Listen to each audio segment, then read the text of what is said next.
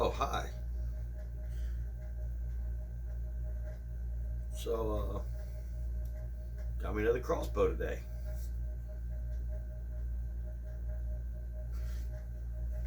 First one I showed y'all was a barnett jackal, 315 feet per second, 150-pound draw weight. This one is a Killer Instinct bone collector, 370. Um, this one's got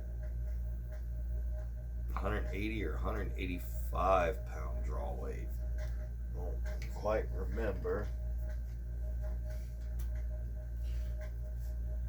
Let's take a look and see.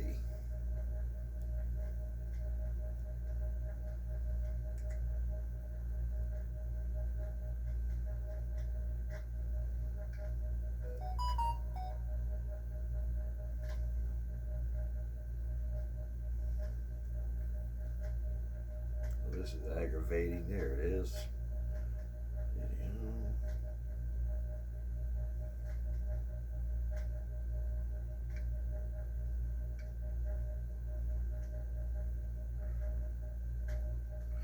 Phones don't never do what you want them to do when you want them to do it.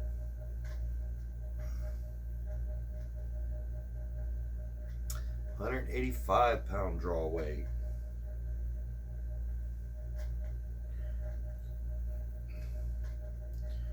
.34.5-inch string. 20 and 3/16-inch cable.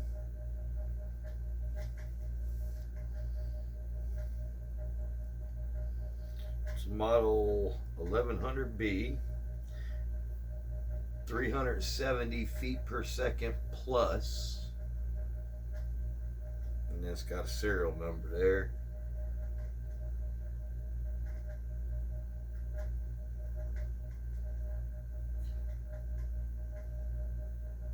.370 grain minimum arrow weight.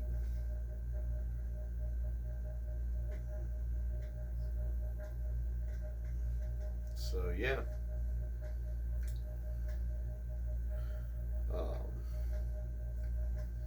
It's a little bit more powerful than the jackal. This one's got string stoppers. Came with some little, I don't know if they call them silencers for crossbows. I know we had these poofs on our compound bows. They were called silencers on it. I waxed the strings real good on it and put some rail lube. I still have to get a cocking rope for it because my cocking rope, you hook here, and this one goes way back here on the stock, so my cocking rope is just too short for this bow. But I am going to get me a cocking rope for it. This thing's probably quite a few years old now, but it's still got all the factory stickers on it. I don't think it's really been used much at all. I got to get a sight for it. The quiver off the barnett will work on the rail of this one. Same with the sling. I think this is going to be my primary hunting bow, and the barnett's going to be my backup.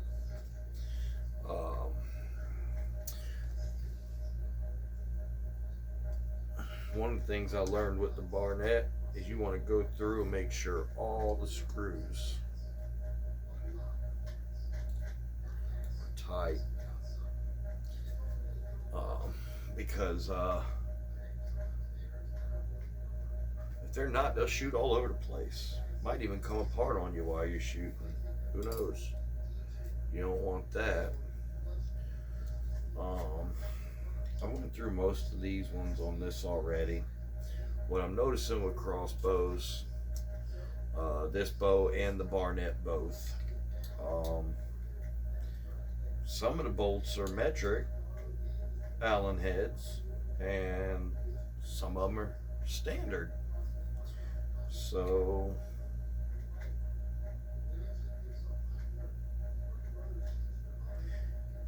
pay attention to that. I've seen some people on YouTube and on the internet see that's loose. This bow needed a tightening up. Two of the bolts in the riser here were tight and one at the bottom loose too. You don't want them loose at all. It just causes vibration and yeah, so just go ahead and tighten them up. But when you're going to work on these crossbows, probably just because it's a cheaper bow for sure, lower end budgets, you want metric and standard Allen wrenches, because with this bow in particular, the Killer Instinct, every bolt in it's been metric except for these couple along the top of the sight rail. They were standard. Same with the barnett. Majority of them were metric, but there were a few that was standard. It wasn't, I don't think it was just the sight rail on that one.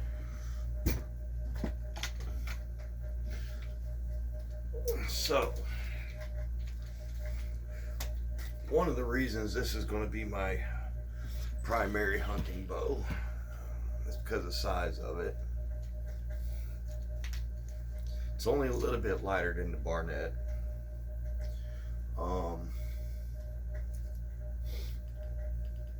The barnett, look at the width.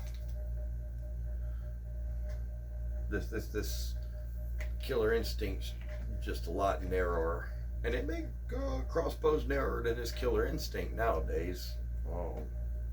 They make limbless nowadays, and then they make others where the limbs are almost straight back. But this bow's a lot more compact than this one nonetheless, as you can see there. As far as height, they're almost identical. The barnett is slightly taller, so it'll just be easier to maneuver and manage this one. As far as the feel of them, I really like how both of them feel. I don't have any issue holding that barnett up here. You know, I can rest my elbow against my rib cage, and it lets me hold that bow nice and steady. Just the limbs are so broad.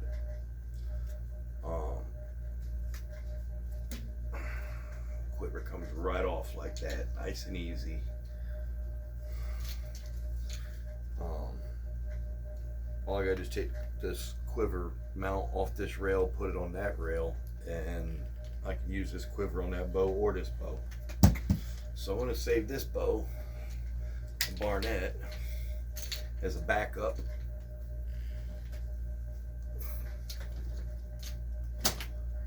Because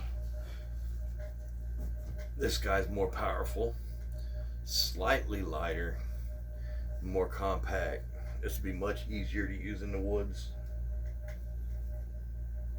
I think I'm going to loosen this up and bring it all the way back like the barnett.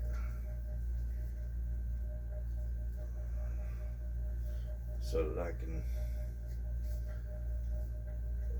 so I mean, that works sort of nice there too.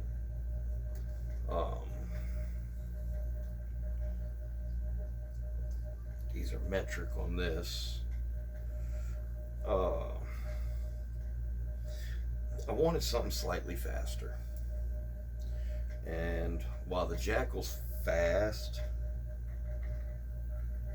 by bow standards today's, it's not the fastest. Neither is this one anymore.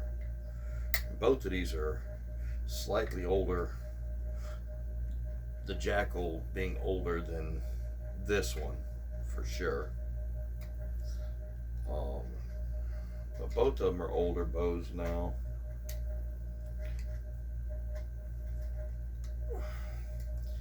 But I just wanted that extra little bit of speed. Upside is, with the jackal being a little less powerful,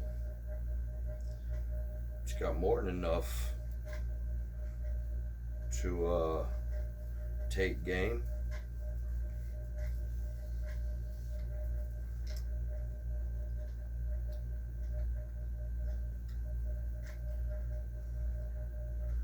And the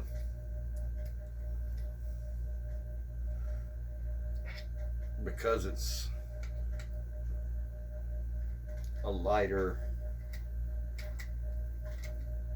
draw, it will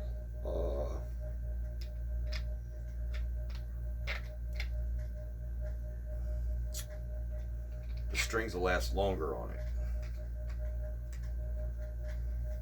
And I just dropped the nut out of one of these down under me, so I'm going to have to find that so that I can tighten this rear bolt back down. But I think that's going to be better with that further back. Oh yeah, I like that better. And there's the nut right there. They're always easy to find.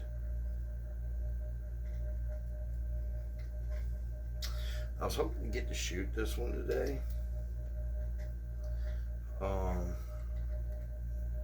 But because the cocking rope don't fit,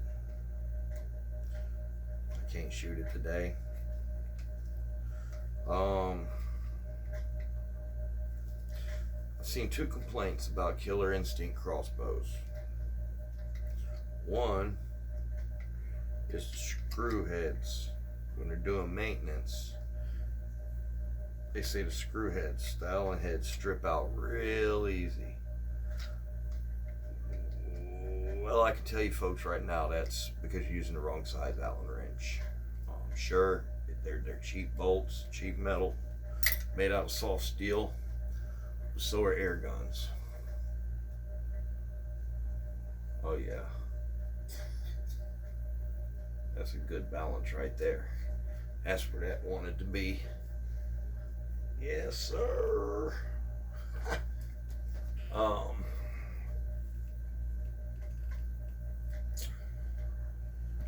But it's because people are using trying to use standard Allen wrenches and a metric bolt, or metric Allen wrenches and a standard bolt, and they're stripping them out and then blaming the crossbow, or the crossbow maker in particular. Another complaint I see about Killer Instinct crossbows is the limbs breaking. Okay, these come with extremely light bolts. A lot of folks that go buy just any old bolt right off the shelf. They don't make sure it's right for their crossbow, and they'll get bolts even lighter than what came with it. That'll give you some high speed, but it's also almost like dry firing it. There's not enough resistance. It's the same thing with the air guns again.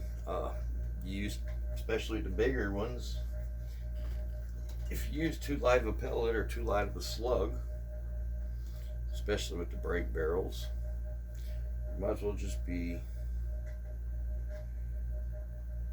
you may well just be dry firing it. And you don't want to dry fire anything.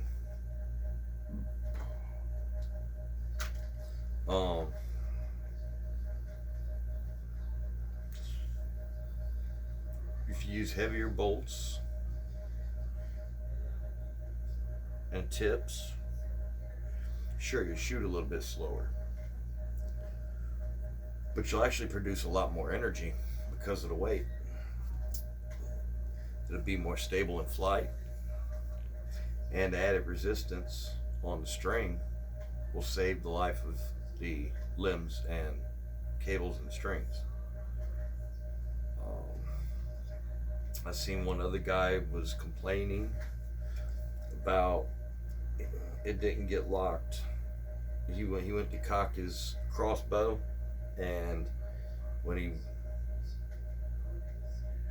went to let go of the cocking rope, it dry fired. It tore his bow up. Well, that would be because, and I've noticed this with the killer instinct, this trigger box is harder to get that string locked into than the barnett.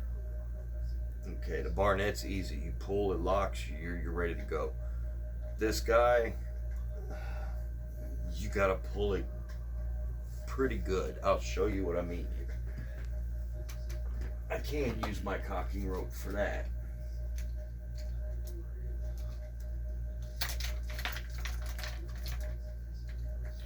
So, come off of there. I got it wrapped around the barnett. There we go.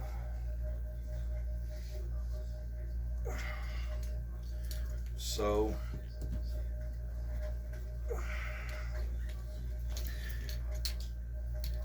when you pull that cocking lever, number one, you always want it on fire.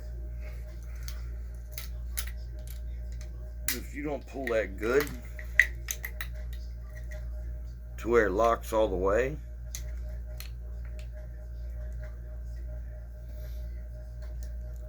let me grab a bolt.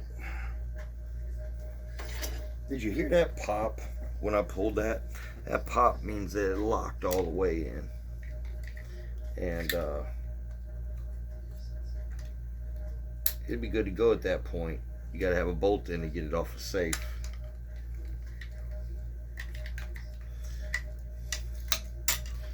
But if you don't pull this good enough,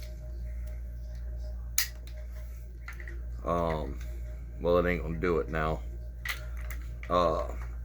If you don't pull it till you hear that thing lock, and I mean it's got a good click to it, what happens is it doesn't hang on to the string. I can't get it to do it now. I had it doing it earlier because I was trying to figure out what the guy was talking about. Adjust your cocking rope. That's how you keep that from happening. The normal length of the cocking rope, usually you pull, you're standing on your bow. When you draw up, you're drawing up to here, you know, all the way up to here before you get locked in. And it's really hard to lock in there. So if you let string out, take some of that slack up and get it shorter, you can get it to where, you know, instead of having to pull all the way up to here to lock that string into that trigger block, it'll lock in at your waist, where you get a much better pull, sort of like my barnett does now. I shortened the cocking rope down to where when I first started cocking that barnett, you know, you'd have to pull, you'd be up here, way up when it finally locks in. And now my barnett, I'll grab and pull, and I'm locked in here, and I can pull that a whole lot better.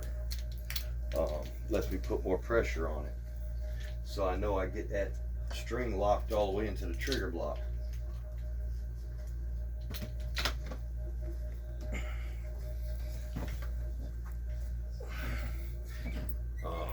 Another reason this will be my primary, my barnett, my backup. The barnett, the rail is metal. The rest of it is, I call it plastic.